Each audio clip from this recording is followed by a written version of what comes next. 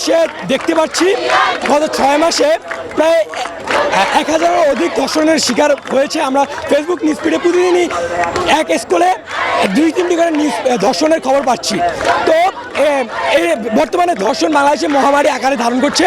এর একটাই কারণ ধর্ষণের বিচার অনীহা, বিচার ব্যবস্থার অব্যবস্থাপনা, ক্ষীণ বিচার ব্যবস্থা, দুর্বল বিচার ব্যবস্থা। যদি আজ বাংলাদেশে একটি শক্তিশালী এবং মজবুত বিচার ব্যবস্থা থাকতো তাহলে ধর্ষণ আজ মহামারী আকার ধারণ করতো না। আমরা আজকে একটি সুস্পষ্ট দাবি নিয়ে আজকে শাহবাগে আন্দোলনরত অবস্থায় রয়েছি। আমাদের দাবি একটাই, ধর্ষককে গণসম্মুখে শাস্তি প্রদান করতে হবে এবং ধর্ষকের শাস্তি একটাই, তা হচ্ছে মৃত্যুদণ্ড।